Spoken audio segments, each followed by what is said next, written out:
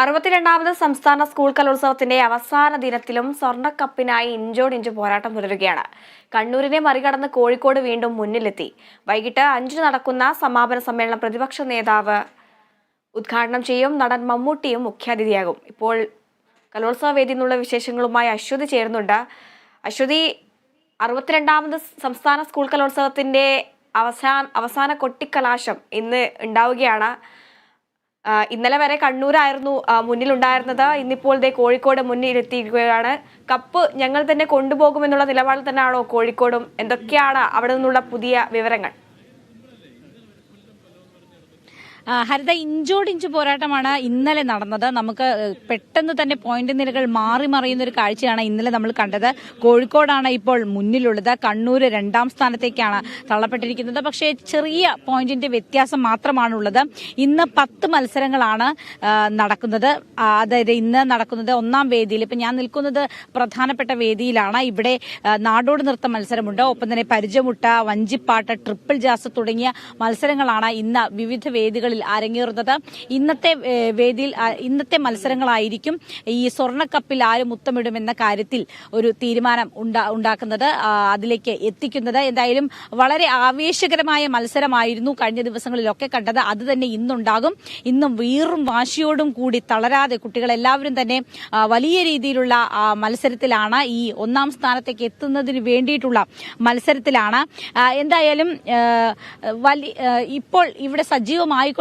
ഇത് അവസാന ദിവസമാണ്. അതുകൊണ്ട് തന്നെ ഇവിടങ്ങളിൽ ഇപ്പോൾ രാവിലെ തന്നെ ആളുകൾ, ഇന്നലത്തേക്കാളൊക്കെ രാവിലെ തന്നെ കൂടുതൽ ആളുകൾ ഇവിടേക്ക് എത്തിക്കൊണ്ടിരിക്കുകയാണ്.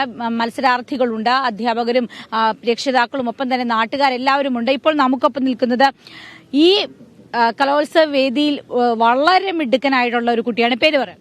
സാരംഗ്. എവിടുന്ന വരുന്നേ?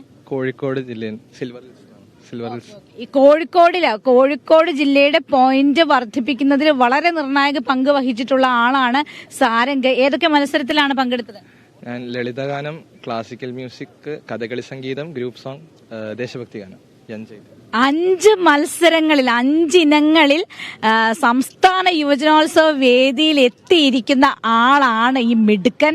ഇപ്പോൾ കലാപ്രതിഭ, കലാതിലക പട്ടങ്ങളൊന്നും ഇപ്പോഴില്ല. പക്ഷെ നമ്മൾ ഇതൊക്കെ എടുത്തു പറയേണ്ട, ഇത്തരം പ്രതിഭകളെയൊക്കെ എടുത്തു പറയേണ്ട കാര്യം തന്നെയാണ്. ഇന്ന് എന്തെങ്കിലും മത്സരമുണ്ടോ? ഇന്നൊന്നുമില്ല, എല്ലാം കഴിഞ്ഞു. എല്ലാത്തിലും എന്താണ് മാർക്ക്? 4 എണ്ണത്തിൽ എ ഗ്രേഡ് ഉണ്ട്. 4 എണ്ണത്തിൽ എ ഗ്രേഡ്, അത് ചെറിയ കാര്യമല്ല. ഒപ്പം തന്നെ സാരംഗിന്റെ പേരന്റ്സ് വരുന്നു. എങ്ങനെയാണ് ഈ മ്യൂസിക് ഐറ്റംസ് ആണോ മെയിൻ ആയിട്ട്? മ്യൂസിക് ഐറ്റംസ് ആണ്. എത്ര നാളെ പഠിക്കുന്നു? ഞാനൊരു 10 കൊല്ലത്തോളമായി പഠിക്കുന്നു. 10 കൊല്ലമായി മ്യൂസിക് പഠിക്കുന്നു. സാരംഗിന്റെ പാരന്റ്സും ഉണ്ട്. പേരെന്താ? എൻ്റെ പേര് സജിത്ത്. കോഴിക്കോടാണ് ഞങ്ങള്. മോനെ വളരെ നേരത്തെ 3 വയസ്സ് മുതലൊക്കെ പഠിക്കുന്നുണ്ട് പാട്ട്. ഔദ്യോഗികമായിട്ട് പഠിക്കാൻ തുടങ്ങിയത് 1ാം ക്ലാസ് പഠിക്കുമ്പോഴാണ്. ഇപ്പോൾ 11ാം ക്ലാസ്സായി. 10 വർഷത്തിന് മേലെയായി. ഇത്തവണ 4 ഐറ്റത്തിന് എ ഗ്രേഡ് ഉണ്ട്, 1 ബി ഗ്രേഡേ ഉള്ളൂ. അപ്പം അതുകൊണ്ട് വളരെ സന്തോഷമുണ്ട്. ഗുരുക്കന്മാരെന്ന് പറഞ്ഞാൽ റെഗുലറായിട്ട് ഇപ്പം ക്ലാസിക്കൽ പഠിച്ചുകൊണ്ടിരിക്കുന്നത് ആറ്റുവാശ്ശേരി മോഹനപിള്ള എന്ന് പറഞ്ഞ സാറിൻ്റെ അടുത്താണ്. ലൈറ്റ് മ്യൂസിക് പഠിപ്പിച്ചിരിക്കുന്ന ആനന്ദ് കവുമട്ടം എന്ന് പറഞ്ഞ സാറാണ്. സംസ്ഥാനത്ത് പാടിയ പാട്ട് എഴുതിയിരിക്കുന്നത് നിതീഷ് നടേരി എന്ന് പറഞ്ഞാൽ ആകാശമായ വിള എന്നുള്ള പാട്ടൊക്കെ എഴുതിയിട്ടുള്ള സാറ് ആണ് വരികൾ എഴുതിയിട്ടുള്ള. ആ വരിയാണ് ഞങ്ങൾ പാടിയിട്ടുള്ളത്. അതുപോലെ ജില്ലയിലും സബ് ജില്ലയിലൊക്കെ സുധീഷ്ണ എന്ന് പറഞ്ഞാൽ ഇവിടെ കൊട്ടാരക്കര ഉള്ള സുധീഷ്ണ ടീച്ചറാണ് എഴുതിയ പാട്ടാണ് പാടിയിരുന്നത്. പിന്നെ കഥകളി സംഗീതം കലാനിലയം ഹരി എന്ന് പറയുന്ന സാറിന്റെ അടുത്താണ് പഠിക്കുന്നത്. അപ്പോൾ ഒരു പ്രതിഭാസത്തെയാണ് നമുക്ക് കിട്ടിയിരിക്കുന്നത്. ഒപ്പം തന്നെ പേരൻസും ഉണ്ട്. അവരുടെ രക്ഷിതാക്കളുടെ പൂർണ്ണ പിന്തുണയില്ലാതെ ഇത് നടക്കുക അസാധ്യമാണ്. അവര് കൂടെയുണ്ട്, അമ്മയുണ്ട്. അമ്മ ഇങ്ങോട്ടേക്ക് വന്നില്ല എന്നുള്ളൂ.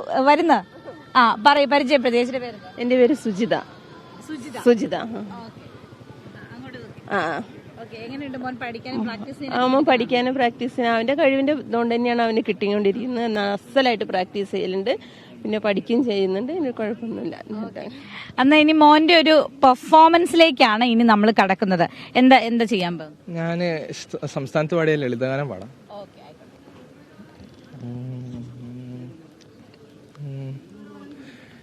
ഇടവഴി പൂമണം അരികിലു തീർന്നു, തിരികളിഴും വയൽ മിഴിയിൽ നിറഞ്ഞു, അനുപമമാമൊരു കവിത തുളുമ്പി മനമാകെ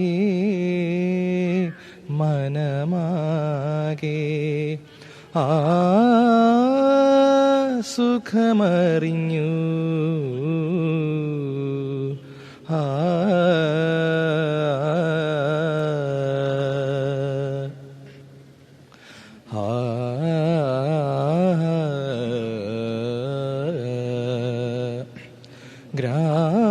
ഗ്രാമമുണർന്നു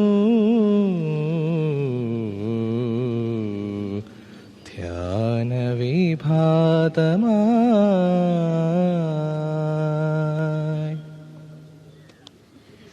വളരെ നന്ദി, അടിപൊളിയായിട്ടുണ്ട്. എന്തായാലും നമ്മൾ ഈ കലോത്സവ വേദികളിൽ നിന്നാണ് ഒരുപാട് പ്രതിഭകൾ സിനിമാ രംഗത്തായാലും മറ്റ് രംഗങ്ങളിലൊക്കെ തന്നെ ആളുകളൊക്കെ വളർന്നു വരുന്നത്. പലരെയും നമ്മൾ ഇവിടെ നിന്നാണ് കണ്ടെത്താറുള്ളത്. എന്തായാലും അത്തരത്തിലുള്ളൊരു ഭാവി എന്തായാലും ഉണ്ടാകും, ഉറപ്പാണ്.